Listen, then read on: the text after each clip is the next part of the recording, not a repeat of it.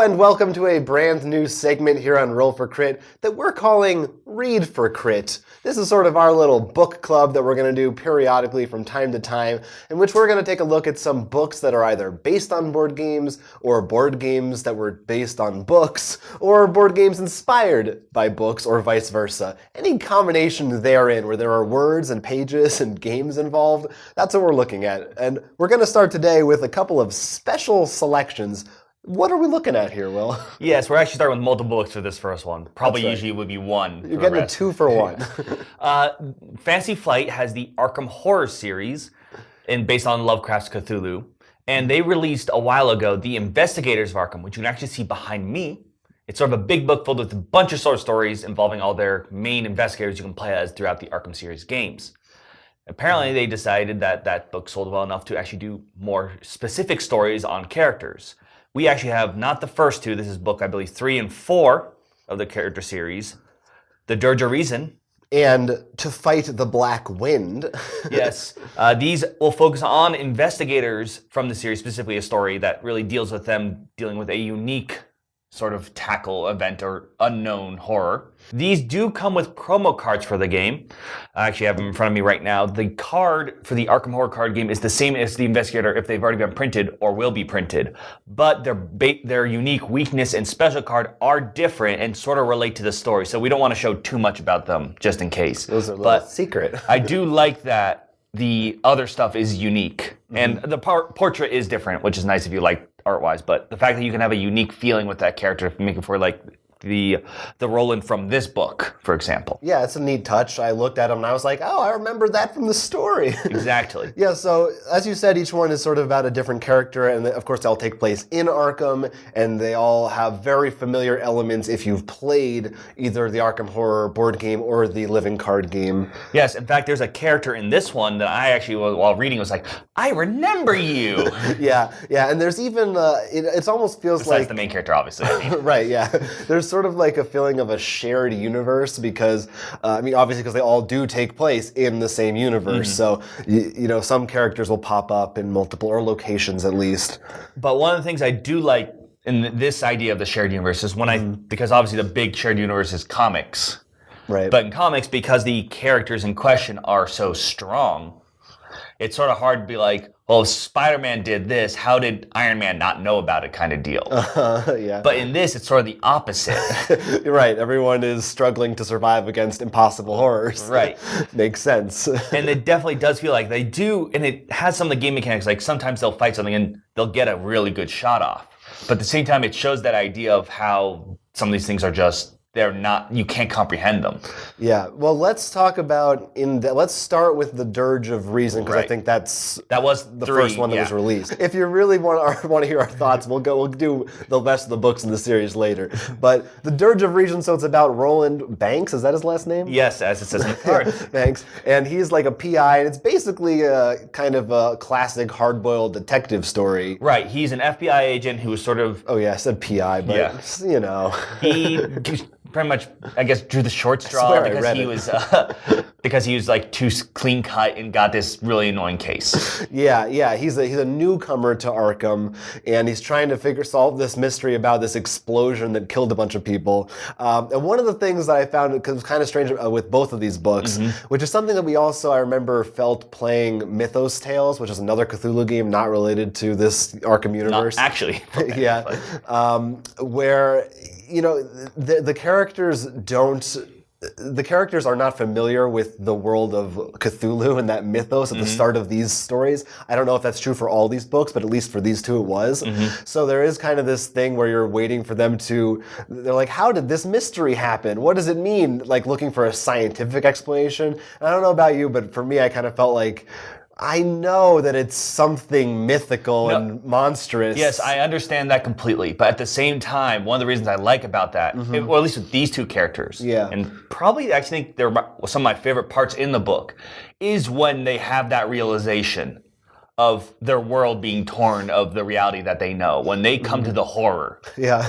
Like, I think those are some of the best moments in the book. It was kind of interesting that the Dirge of Reason in particular was kind of like an origin story for Roland. Like, it like kind of told you why he decided to stay in Arkham. I actually feel like that's what these books are. They're origin stories when you play the... Because I believe it was To Fight the Black Wind, which has a line like, how many times will I come across the Elder Gods or the other things like this? I'm just like, oh, a lot. Yeah. The Dirge of Reason also has more combat in it, I would say. More kind of action scenes, because he's a dude who carries around a gun and he gets into these kind of fights. I actually was sort of feeling, I wonder if the cards reflect it. I have to look. I didn't look at the stats behind, but it does.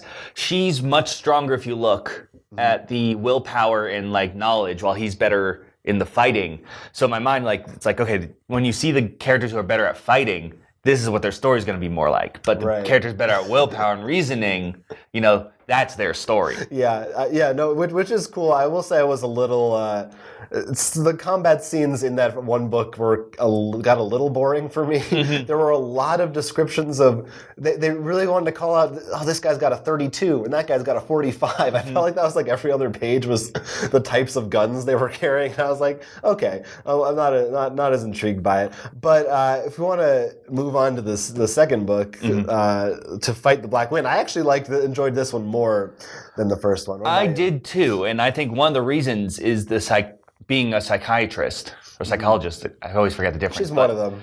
The way because she has a lot of inner monologue trying to explain things, which I thought made things very interesting to be like, why is she doing this? Like, well, I shouldn't disbelieve her now. I should just agree with it and then go. I'm like, I think it worked really well with the way. Yeah. Well, so people who don't know, which is probably all of you, this one is about she's a psychologist or a psychiatrist. Who knows? Psychologist. It's there in the back. Great.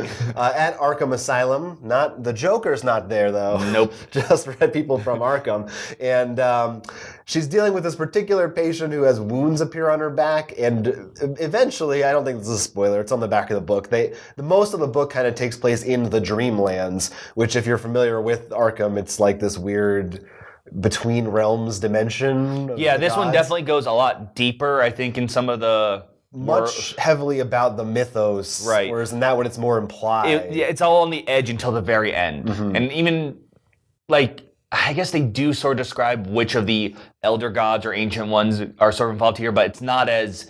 I think it was sort of like just almost a side note, like almost like when Thanos until the Avengers, right. When this was like right up front. This is the guy we're dealing with. Like, which, by the way, it totally felt like that. To bring up Marvel again, it was when you find out like which god is doing it, it felt like, oh, it was Loki was there. Like, that's how it's presented, which is kind of funny. But yeah, and this one almost had a vibe of like Alice in Wonderland, sort of. Like, there's animals that talk and very like silly kind of logic things that happen and playing around with words, which was cool. I thought it was different and interesting. The one thing that's about both of these books, and again, I don't know what the rest of the books are like, but neither of them are really horror books, right? Would you agree with that? This one they sort of like I said, my favorite moment was the horror part, but both of them, I think, probably just because you know that they don't want to make sense because they're going to be played in the game and stuff, probably that those they can't be survive. Yeah, is the reasoning behind it. So, but like I said, that I wish they did expand on that, because the two parts where they really, in my opinion, have to face and you can tell that they even say they're like, I can't deal with this kind of for a little bit, I felt like that was the most interesting part in the book. When they actually get to the gods or demons or whatever things appear. Not even just the gods and demons, just like, because, for example, in him, it's, you know, he's an officer. It's like he's just like, oh, it's bootleggers or something. When he realized it's not human, and he has this whole scene of why, like, he can't even believe himself. And for her, it's in the dreamland. She's at the time being like, oh, I'm in a shared psychosis state with my patient. Right. There's a part when she comes, no, this is real. And it's terrifying. Yeah, and then they get to really like play around with how stuff works, which is fun and cool. Yeah, there are some well done like spooky descriptions and stuff, and I wonder if the other books if like all of them are kind of a different genre in the same setting, which would be cool. I guess the question is, who would you recommend these books to, if anyone? Well, obviously, if you're a big fan already of the Arkham board and card games, probably because they come with promo cards alone. But they are, one of the things is they are very light reads. I mean, they're both about only 100 pages, They're both I think. about 100 pages. I mean, you can easily knock these out in a few hours or less. Which is... I think one of the great things is this might be a great way to introduce maybe the Cthulhu Mythos to maybe a younger audience.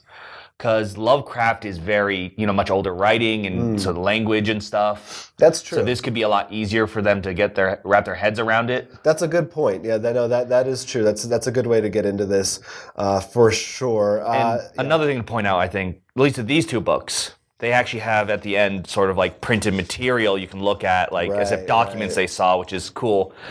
I understand why they didn't, they're this exact same thing. Sometimes you read in them, but I would have loved if, someone, I found a newspaper, and you actually look at the back to read the newspaper kind of deal. That would have been cool. Or if they were more... that could be more because I like playing like Mythos Tales and something. Right.